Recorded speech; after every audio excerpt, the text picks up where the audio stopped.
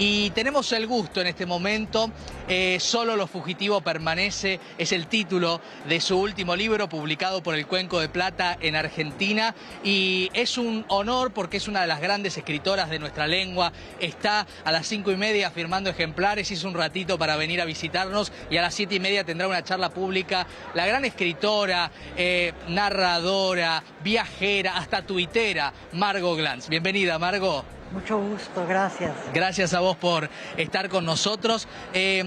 ¿Cómo estás viviendo esta FED, digo, con tantísima gente?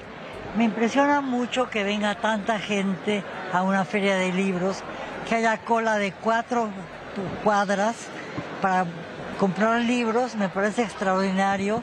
En general yo veía para comprar ropa en Zara, pero aquí veo que es para comprar libros, importantísimo.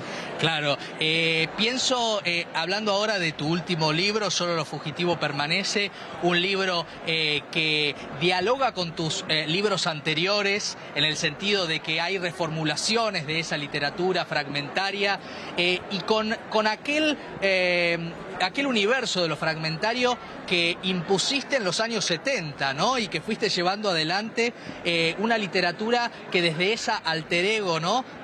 Tuya cuenta la vida. ¿Cómo fue el proceso de escritura de este libro que presentás? Bueno, este libro conjunta varios textos de varios libros míos, porque yo tengo una idea muy clara de que en literatura el orden de los factores altera totalmente el producto.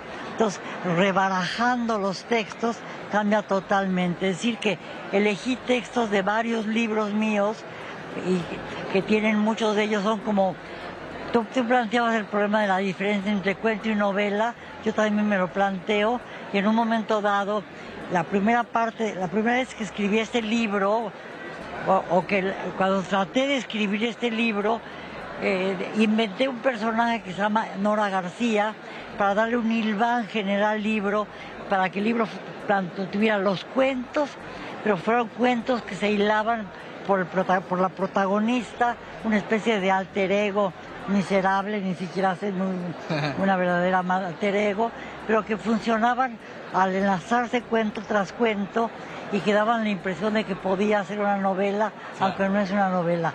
Aquí en este libro hice lo mismo, traté de unir varios textos y cambiarlos de lugar y aprovechar fragmentos de otros libros en donde forman parte de una novela para que se convirtieran en cuentos, porque lo son. Claro, claro. Y además plantea también lo híbrido de los géneros, ¿no? Sí. Cuentos que son autobiografía, que son, indagaciones en la palabra desde diferentes lugares. Yo pensaba en ese cuento sobre la historia del calzado, ¿no? Que está de los zapatos y demás. Y pensaba, qué cosa infinita es la palabra, ¿no? Qué posibilidad infinita es la palabra.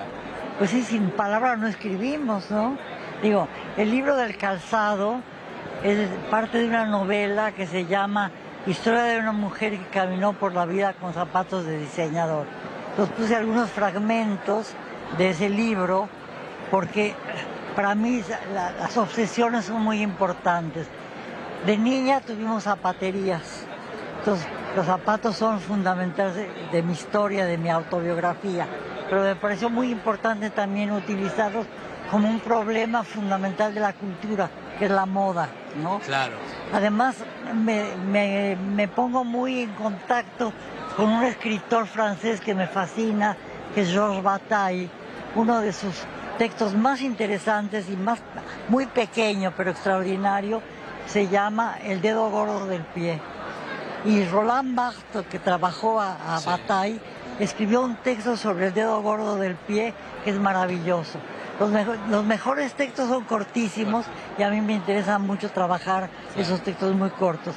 Y en el libro que publico ahora hay textos de un primer libro que se llama Las 1001 calorías, novela dietética, y que tiene pequeños textos. Entonces algunos textos aparecen también aquí. Margot, pregunto, a lo largo de una vida dedicada a la literatura, dedicada a indagar en la literatura, ¿para qué sirve la literatura?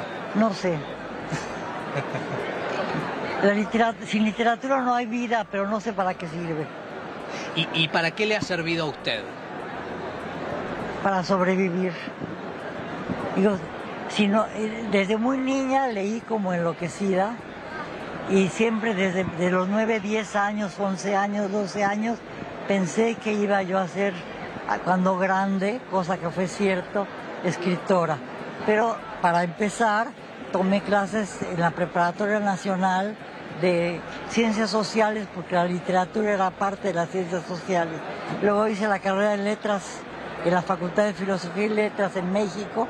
Luego me fui a la Sorbona, hice una tesis doctoral en la Sorbona. Regresé a México y di clases de literatura. Claro. Y desde entonces he enseñado literatura, he escrito literatura, ensayos sobre literatura, Twitter sobre literatura. Sí.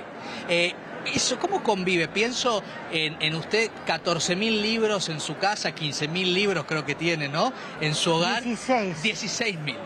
No nos equivoquemos con los miles, por favor. ¿Cómo convive la literatura? Y usted, que es una tuitera muy activa, ¿cómo convive la literatura con Twitter? Bueno, a mí me parece que el Twitter ofrece oportunidades muy importantes a quien escribe literatura, porque tiene la brevedad. A mí me interesa el fragmento.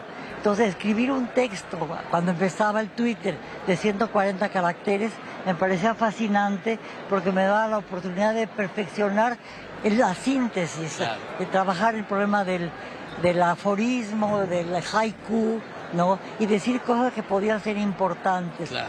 Creo que a veces se pueden decir. A veces se puede. Además, se puede manejar mucho el sentido del humor, ¿no? Y criticar una red social que se ha vuelto muy nefasta, sí, y muy interesante también. Al mismo tiempo. Digo, no hay quien...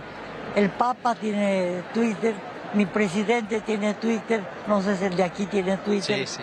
Todos tienen Twitter. Todos tienen. Y yo también. Claro, ¿por qué no?